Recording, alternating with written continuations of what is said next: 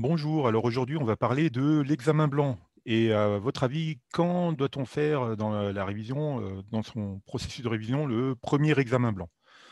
Alors quand est-ce que je le préconise? Ben, on va voir ça. Et donc déjà, on va différencier l'examen blanc de l'examen réel. Donc en mai, en général, hein, de chaque année, vous avez dans un établissement scolaire de votre académie, l'examen réel qui se passe, d'accord? Que vous soyez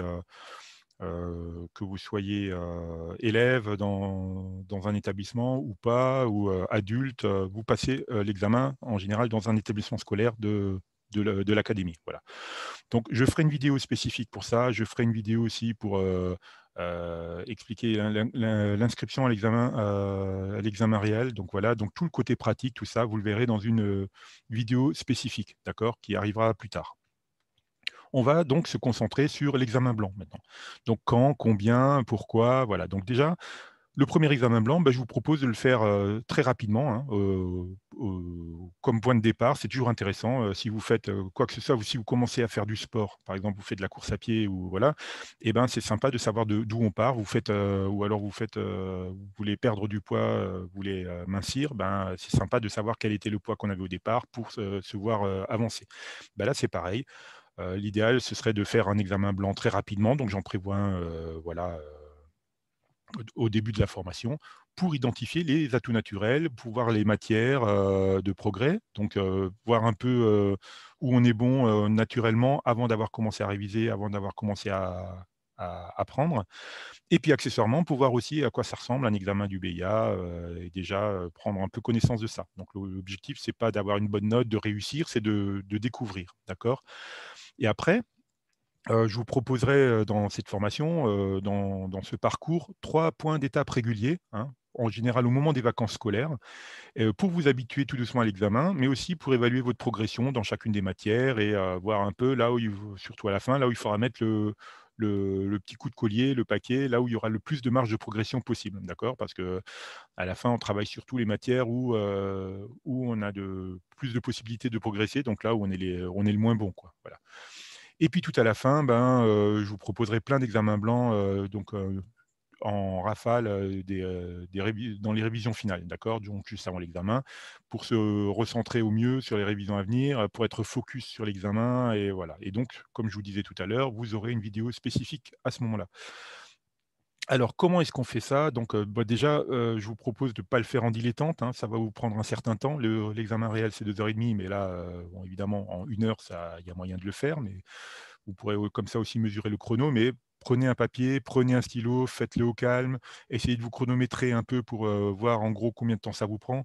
Alors pas à la seconde près, mais savoir si c'est plutôt, si vous avez mis plutôt 50 minutes, 1 heure 10, 1 heure 20, enfin pour prendre vos repères, quoi.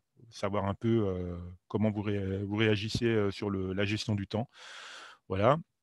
Ensuite, donc le principe, hein, de cet examen, c'est que vous avez une réponse juste qui rapporte 1 point, et la réponse fausse, n'apporte aucun point. Elle n'apporte pas de point négatif, d'accord? Donc vous ne risquez rien à répondre faux, et une seule réponse est correcte. Il n'y a jamais 2 réponses qui sont bonnes. Donc vous répondez à toutes les questions, hein, au hasard si nécessaire, et vous proposez qu'un seul choix à chaque fois. Si vous hésitez entre 2, bah, vous cochez une des 2 cases, voilà. Donc ça, c'est le principe de base, c'est la règle du jeu de cet examen-là, donc vous répondez comme ça. Alors, vous calculez vos points en fin de test. Par contre, je ne vous proposerai pas de correction, et correction spécifique. Vous aurez des vidéos de correction, mais ce sera peut-être pas forcément utile pour vous. Regardez juste, au début, pour le premier examen blanc et pour les points d'étape réguliers, regardez que les points que vous n'avez pas encore vus, d'accord? Et corrigez que ces points-là. Voilà, ne corrigez pas le reste, c'est pas utile. C'est normal que vous n'ayez pas la réponse si vous n'avez pas encore vu la notion, d'accord? Et donc pour info, hein, la barre de réussite, la moyenne, elle est de 10/20, d'accord, pour les BIA, parce que pour les CAEA, c'est 15, enfin, là, je centre sur le BIA. Et pour les mentions, les aspects pratiques, combien il faut de points pour avoir la mention bien et tout ça, vous verrez ça dans la vidéo spécifique dont je vous parlais, je vous ai déjà parlé 2 fois, tout à l'heure, voilà. Voilà, donc si vous êtes prêts, ben, c'est parti. Choisissez une année et téléchargez le matériel, donc sur la page, angelaero.wordpress.com, et slash B00. B pour donc les examens blancs, voilà, et 00, c'est le sommaire, hein. C'est le nom générique de page pour le sommaire, voilà. Allez, 3 petites questions d'examen qui ne sont pas des questions d'examen parce qu'évidemment, on ne vous pose pas des questions sur les questions, sur l'examen, mais le jour de l'examen. Voilà, l'objectif principal du premier examen blanc est de créer des groupes de niveau pour permettre un parcours accéléré, faire un bilan initial pour voir ses atouts et points de progrès, voir à quoi ressemble un examen du BIA, mesurer si l'on peut se lancer dans la formation BIA ou non. Donc, l'objectif principal, c'est pas de créer des groupes de niveau, hein. Donc, ça, c'était quand, je faisais des formations en présentiel que je posais cette question-là. Tout le monde, suivra la même, formation. C'est pas non plus de mesurer si on peut se lancer dans la formation BIA ou non. Tout le monde peut se lancer dans la formation BIA à partir de la 6e, 5e. Voilà, et puis au pire, si on loupe l'examen, on peut le repasser l'année d'après. Voilà, ça autant de fois qu'on veut, c'est gratuit, donc il y a pas de limite, voilà. Faire un bilan initial pour voir ses atouts et points de progrès, oui, ça c'est un des objectifs principaux. Donc, arriver à mettre le curseur de départ, de savoir d'où on part, et puis voir à quoi ressemble un examen du BIA, c'est un objectif secondaire. Voilà. Donc, ce n'est pas l'objectif principal. Question numéro 2. Si j'hésite entre deux réponses à une question, je n'en coche aucune pour éviter d'être pénalisé par une réponse fausse. J'en coche une des deux au hasard pour avoir une chance sur deux d'obtenir le point. Je coche les deux réponses pour obtenir un demi-point. Je coche les 4 réponses pour obtenir un quart de point.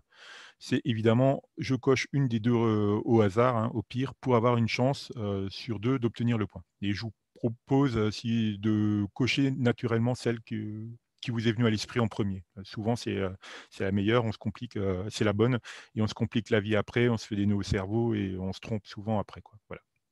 Par contre, n'en cochez aucune, non, parce que vous n'êtes pas pénalisé si vous répondez faux. Donc, vaut mieux répondre faux que de ne pas répondre, d'accord? Donc, réponse bravo. Enfin, dernière question. Pour obtenir l'examen du brevet d'initiation aéronautique, il faut avoir au moins 10 sur 20 à chaque épreuve, avoir 10 sur 20 de moyenne à l'examen, avoir 15 sur 20 de moyenne à l'examen, n'avoir 0 à aucune matière. Alors, c'est avoir au moins 10 sur 20 à chaque épreuve. Non, c'est pas ça. C'est avoir 10 sur 20 de moyenne à l'examen. D'accord?